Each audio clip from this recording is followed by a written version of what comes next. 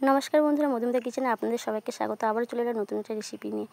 দেখো আজকে বানাবো বরবটির ভর্তা। তাই জন্য চলো বরবটিগুলো আমি আগে বেছে করে কেটে নেব।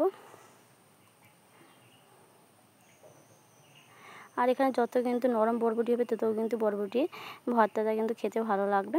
যাই হোক, চলো বরবটিটা আমি আগে মাথাগুলো কেটে বাদ দিয়ে দিই। আর বরবটিগুলো আমি ছোটো ছোটো করে কেটে নেব। দেখো এইভাবে কিন্তু ছোটো ছোটো করে আমি সব বরবটিগুলো কেটে নেব। দেখো আমি সব কিন্তু বরবটিগুলো কেটে নিয়েছি। এবার বরবটিগুলো আমি ধুয়ে পরিষ্কার করে নিয়েছি আগে থেকে। একটা গ্যাসের মধ্যে আমি কড়াই বসিয়ে দিলাম। কড়াইতে আমি জল দিয়ে দেব।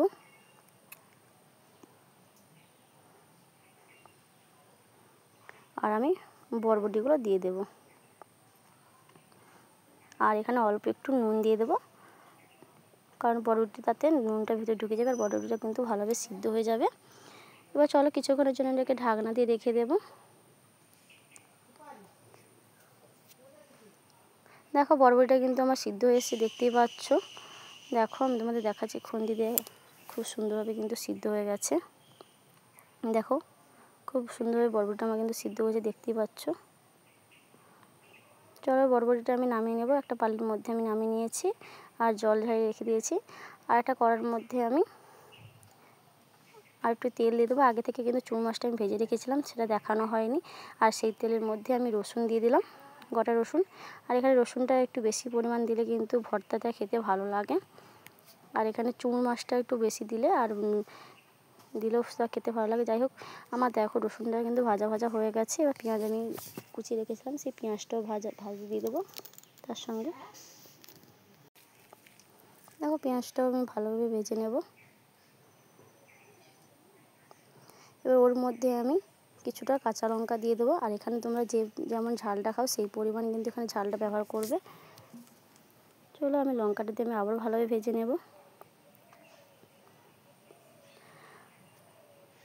আর আগে থেকে চুন মাছ ভেজে রেখেছিলাম, সেই চুন মাছটাও দিয়ে দেবো। আমি এখানে অল্প চুন মাছ ছিল তাই জন্য অল্প চুন মাছ নিয়েছি। এখানে কিন্তু চুন মাছ তোমরা বেশি পরিমাণ দিতে পারো, খেতেও কিন্তু দারুণ লাগে।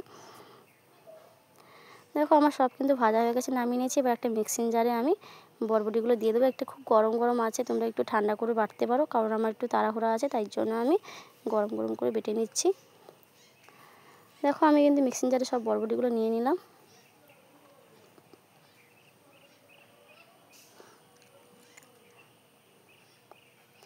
এবার ওর মধ্যে আমি সব ভাজা মশলাগুলো দিয়ে দেবো, যে রসুন, পেঁয়াজ, কাঁচা লঙ্কা, চুমুর মাছ সব আমি দিয়ে দেবো। দিয়ে একসঙ্গে আমি বেটে নেবো মিক্সিং জারের মধ্যে। তোমরা এটা শিলনোড়াতেও বাটতে পারো, কিন্তু মিক্সিং জারে বাটলে খুব সহজে বাটা হয়ে যাবে, তাই জন্য মিক্সিং জারে বেটে নিলাম। চলো আমি মিক্সিং জারে কিন্তু বাটা হয়ে গেছে। এবার চলো একটা বেলার মধ্যে আমি ঢেলে নেব। এই ভর্তাটাতে কিন্তু গরম গরম ভর্তা আর ভাতের সাথে কিন্তু খেতে দারুণ লাগে। বাচ্চা থেকে বড় সবাই কিন্তু এটা খেতে ভালোবাসবে। আর যারা বরবটি খায় না, এইভাবে ভর্তা করে দেবে, তারা কিন্তু অনায়াসে খেয়ে নেবে। দেখো আমি গ্যাসের মধ্যে একটা কড়াই বসিয়ে দিয়েছিলাম আগে থেকে। তেলটা আমি সরষের তেল এখানে দিয়ে দিয়েছি। এটা অবশ্যই কিন্তু সরষের তেলে করতে হবে। আর সরষের তেলের মধ্যে আমি কিছুটা কালো জিরা দিয়ে দিলাম, কিছুটা চিনি দিয়ে দিলাম। দিয়ে আমি একটু তেলের সঙ্গে ভালোভাবে নেড়ে নিচ্ছি। আর আমি বেটে রাখা যে বরবটিটা আমি এটা দিয়ে দেবো তেলের মধ্যে।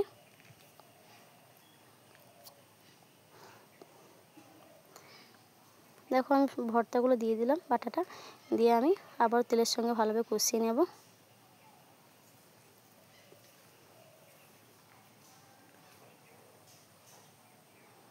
এটা কিন্তু একবার এইভাবে ভর্তা করে দেখো, খেতে কিন্তু দারুণ লাগে।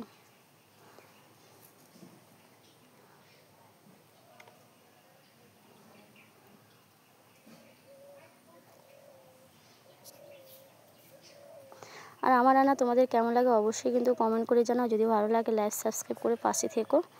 দেখো আমি কিন্তু এইভাবে কড়াই একটু করতে হলে দেখো খুব সুন্দরভাবে শুকনো হয়ে আসছে। এখানে আমি অল্প একটু হলুদ দিয়ে দিলাম। আর আগে যেহেতু আমি নুনটা দিয়েছিলাম, সেইভাবে কিন্তু এখানে নুনের ভাবটা দিতে হবে দেখে, যেহেতু নুনটা দিয়ে আমি সিদ্ধ করেছিলাম। আমি অল্প একটু নুন দিলাম, নুনটা দিয়ে আর হলুদটা দিয়ে আমি আবারও ভালোভাবে তেলের সঙ্গে কষিয়ে নিলাম।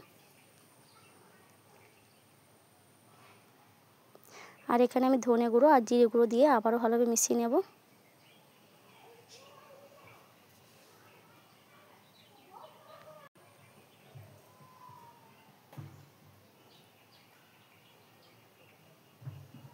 দেখো আমি একসঙ্গে সব মশলা কিন্তু মিশিয়ে নিয়েছি। এইভাবে একবার রান্না করে দেখো, খেতে কিন্তু দারুণ লাগে।